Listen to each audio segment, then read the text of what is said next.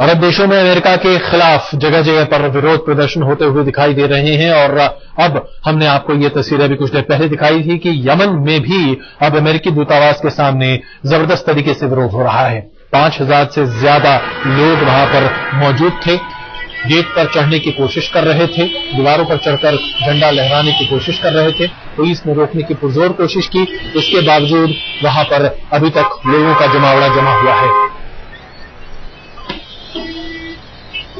हम आपको ये बता दें कि सबसे पहले ये चिंगारी भड़की मिस्र की राजधानी काहिरा से और उसके बाद फिर वहां से ये आग भड़कती हुई यमन तक पहुंच गई है। इस बीच बताया जा रहा है कि सुरक्षा की व्यवस्था कई देशों में पुख्ता की जा रही है अमेरिकी दूतावासों के आसपास। इंडोनेशिया में सुरक्षा व्यवस्था काफी मजबूत की गई है और साथ ही साथ अन्य देशों में भी ऐसी पहलें की जा रही हैं। प्रदर्शनकारियों ने कई गाड़ियों को फूंक भी दिया है यमन में और आज काहिरा में भी दूसरे दिन भी प्रदर्शन होता रहा है। काहिरा में प्रदर्शन के बाद लीबिया में जिस तरीके से प्रदर्शन हो रहा था, उसी के प्रदर्शन के दौरान बताया जा रहा है कि वहां पर अमेरिकी राजदूत की हत्या की गई और 3 और राजनयिकों की हत्या भी की गई थी।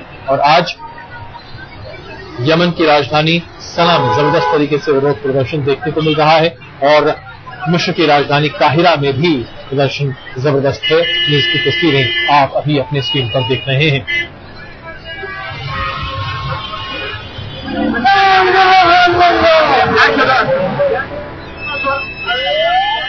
प्रदर्शन की ये आग दरअसल एक फिल्म के आधार पर लगाई जा रही है। माना जा रहा है कि इनोसेंस ऑफ मुस्लिम्स नाम की ये फिल्म अमेरिका में एक निजी प्रोड्यूसर ने बनाई है, लेकिन उसकी 15 मिनट की क्लिपिंग जो यूट्यूब पर रिलीज की गई है, उस क्लिपिंग में पैगंबर मोहम्मद के बारे में कुछ आपत्तिजनक टिप्पणियां की गई हैं और उन्हें गलत तरीके से दिखाया गया है, जिसके विरोध में कई ऐसे देश हैं जहां पर इस्लामिक संगठनों ने विरोध का झंडा बुलंद कर दिया है और अमेरिकी सरकार के खिलाफ जोरदार नारेबाजी और विरोध प्रदर्शन हो रहा है।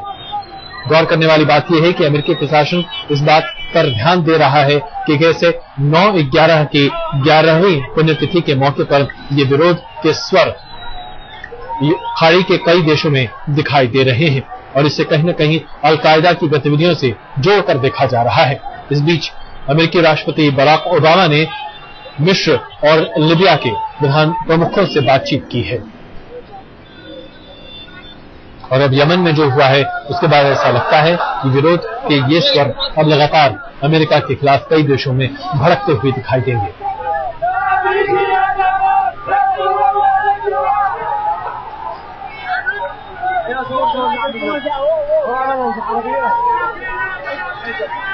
गौर करने वाली बात यह है कि इस फिल्म में या इस फिल्म के निर्माण में कहीं भी अमेरिकी सरकार का कोई हाथ नहीं है।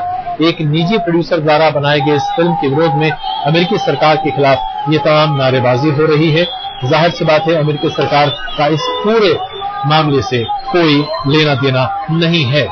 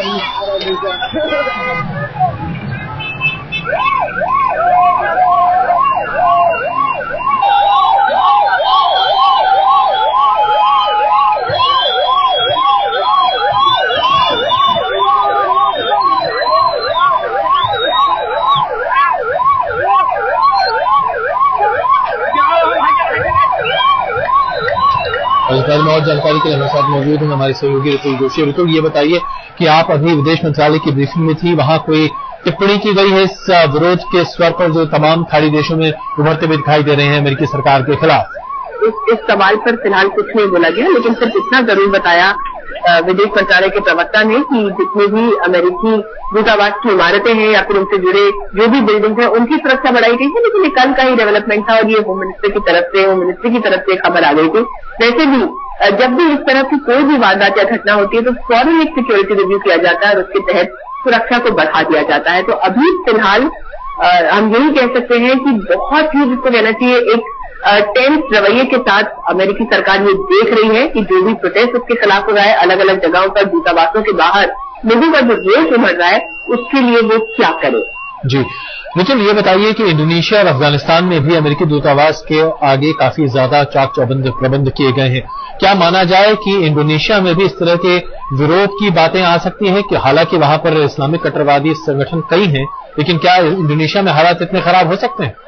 देखिए अजय, अगर आप स्पिलओवर इफेक्ट की बात करेंगे तो इंडोनेशिया से पहले शायद अगर आपको असर देखने को मिलेगा तो अफगानिस्तान में देखने को मिलेगा। वहां विरोध के जरिए सीधे सीधे लोग हमले ही कर देते हैं, लेकिन अब चूंकि मामला धर्म से जुड़ गया है और अगर हम एक पैन इस्लामिक सेंटिमेंट की बात करें तो फिर ये अलग अलग देशों में देखने को मिले, वो मिडिल ईस्ट से बाहर भी निकल जाए तो कोई बहुत ज्यादा हैरानी की बात नहीं होगी। और आपको ये भी पता है कि जब इस तरह की कोई घटनाएं होती हैं तब अफवाहें भी उतनी ही तेजी से फैलती हैं।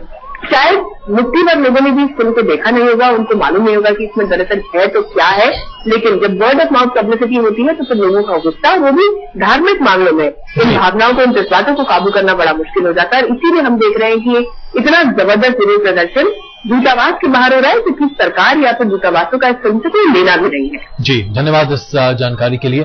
कुल मिलाकर देखा जाए तो इस फिल्म का अमेरिकी सरकार से कोई लेना देना नहीं है। इसके बावजूद विरोध के स्वर अमेरिकी सरकार के खिलाफ और अमेरिकी सरकार के प्रतिनिधियों के खिलाफ साफ तौर पर देखा जा रहा है। अमेरिका विरोध की चिंगारी लिबिया के बेंगाजी शहर में भड़की और इसने जल्द ही काहिरा और सना को भी अपनी चपेट में ले लिया। आपको हम 3 तस्वीरें दिखा रहे हैं कैसे इस्लाम विरोधी बताई जा रही एक फिल्म का विरोध हिंसक बन गया है। लिबिया में अमेरिका के दूतावास पर हमला किया गया, जहां अमेरिकी राजदूत समेत 4 लोगों की मृत्यु हो गई। इस हमले में 10 लीबियाई नागरिकों को मौत के घाट उतारा गया। इसके बाद अमेरिका विरोध की याद मिस्र की राजधानी काहिरा भी पहुंची और आखिर में यमन की राजधानी सना में भी हजारों लोग सड़कों पर उतरे हुए दिखाई दे रहे हैं।